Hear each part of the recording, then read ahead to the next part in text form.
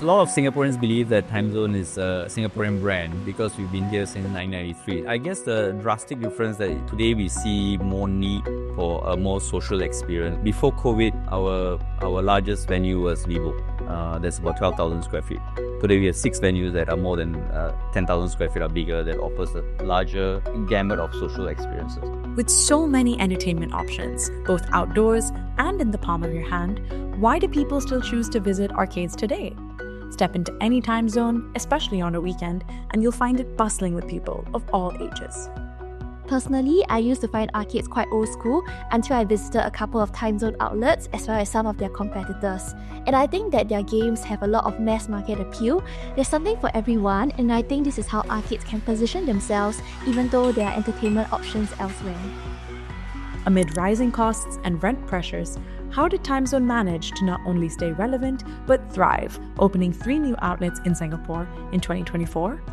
This is the business behind Timezone. Hi, I'm Nash. I'm General Manager for Timezone brand in Singapore and Vietnam. As we all know, the Timezone brand is the largest family entertainment center in Singapore. On mainstays, arcade and emergency go Timezone. So that's how popular we've become. And we now have 15 venues across Singapore, very well, nicely represented across the whole island. Our largest now is Orchard, and it sees the most footfall in Orchard Exchange. Timezone was founded back in 1978 when its first outlet opened in Perth, Australia. It is now a part of the Entertainment and Education Group, an Australian-based family entertainment company that operates over 300 centres across 7 countries in the Asia-Pacific region.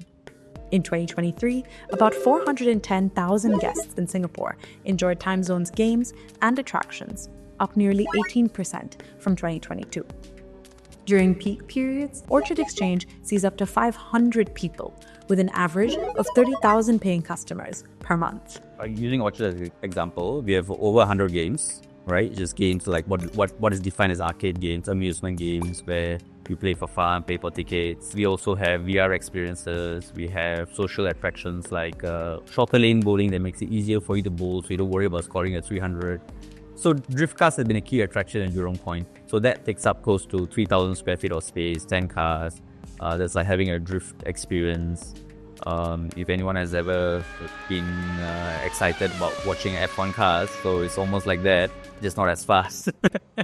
So it becomes less of just playing a game, it becomes more of a shared experience because you have a longer dwell time and bonding time with parents and children.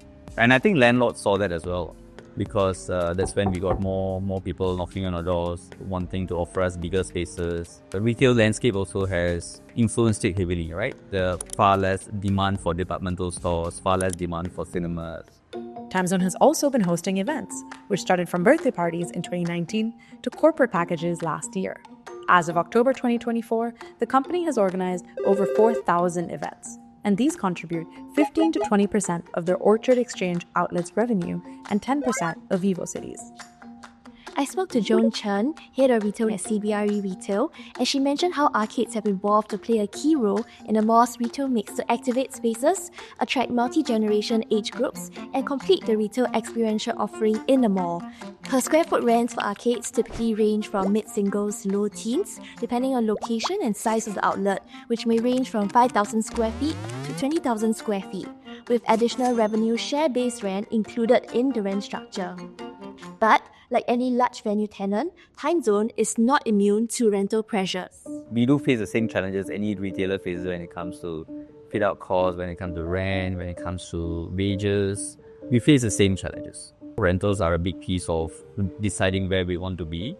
But I think rentals have gotten, they're still tough. Like especially Singapore is a small country, and given that most shopping malls are run by REITs. A lot of the major, well-located malls tend to be owned by the REITs. They tend to have a lot of bargaining power because even though there are a lot of malls around Singapore, those that are located along major shopping belts such as Orchard Road or near MRTs tend to be very limited in supply. However, a tenant like Timezone, which has a large international presence and is also a market leader, will likely have more bargaining power. This is because it is able to take up a large amount of space, which landlords may be struggling to fill. That's the reason why we have 15 venues and not 150 venues. And that's the reason why we continue to scale up and not scale down. We might occasionally close a location or two because we realize that maybe it doesn't serve the catchment as well as we wanted to. But generally, we always choose venues that produce a lot of revenue productivity on a per square meter basis. Not only have fit-out costs risen by 30% in the last decade alone, Timezone also invests around $50 million annually in game purchases for all its arcades across the 7 countries it operates in.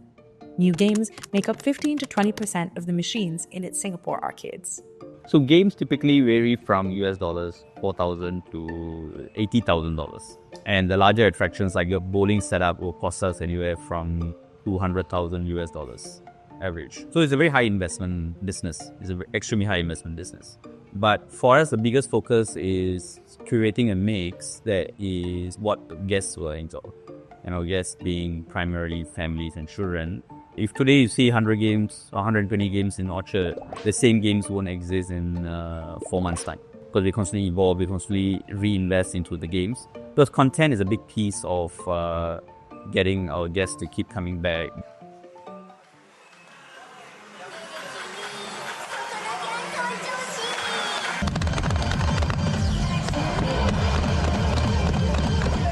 I think what arcade games can offer is more of that physical kind of feel where you kind of need a lot of your whole upper body to get the game going. And that's something that is a lot harder to find in the digital market as well. Games like Maimai, they help to just foster some form of community in a sense where we do kind of know each other. We see each other around, say hi. I would say that arcade games are not cheap, but I believe that if you're willing to spend within your means and you find it enjoyable, by all means, you can go ahead. I try to keep it within around a rough budget of 200 every 3 months, mostly just to sync up with deals. Then it's more worth it to come to Timezone, honestly, yeah. John Chen of CBRE mentioned to me that even though each game may cost between $1 to $3 per try, it is common for those visiting arcades to spend around 10 times or more for continued gameplay. Does arcade gaming blur the line with gambling and addiction? I think it depends. A few years ago, there was a claw machine craze where there were a lot of high-value items such as iPhones and watches which were being offered. But since March 2024, there has been a $100 cap on prizes being offered, which helps to reduce the gambling element of such games. While claw machine operators are grappling with losing customers, how has the regulatory clampdown on the value of prizes impacted Timezone? Our claw games that we operate are more skill-based and less of a chance. There's definitely an element of chance, I won't deny that. But it's more a skill-based game than less of a chance. I still don't think that that our environment even fosters any form of a gaming addiction. Because when I look at our data shows us that our average dwell time is around 45 minutes per visit. That in no way suggests addiction. Because if you look at latest data from Apple, right? If Apple says their screen time is 6 hours a day. That is addiction. As an operator, as a brand, I think we actually welcome that move. It doesn't change the way we operate our games. If anything, it challenges us to be more focused on community. As a matter of fact, we recently held a wedding in Timezone. So this couple were dating. During the dating time, they used to come to Timezone a lot and had a lot of strong, happy memories here. So we do like bowling competition, we do different sorts of competition to build communities where they come together. Because again, the focus is a happy shared place, right? Community building is definitely a key part of the strategy that we will continue to look at. One of the challenges I see them facing is that they have very high operating costs. So their rental can be in the tens of thousands per month. However, most customers are likely to only spend about 100 or 200 per visit. So as a result, it's very important for them to be able to attract high-spending customers, whether these are individuals or companies who are organizing their team bonding events. In recent years, companies like Cowplay Cowmoo, Paco Fun World, and Virtual Land are becoming more visible in malls. How does Timezone differentiate itself from its competitors? We look at competition seriously. We also recognize the playing field that we are in. and what we offer. And we don't really see that much of a competition, I would say. I think they cater to a different demographic of consumers who are more focused on slaying games, and that's why we have large format venues that focus more on attractions as a big integral part of the mix. In this venue where we have over 100 games, if I remove all our attractions, I can put 200 games. But the focus is not on putting more games. The focus is on creating a cohesive environment where families get together.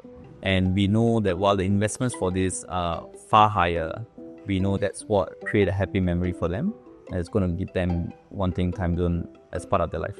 Increasingly, a lot of shopping malls are bringing in their own gachapon machines or claw machines. This means that Timezone will need to continue to bring in its new-to-market games as well as to focus on enhancing its most popular games to attract customers.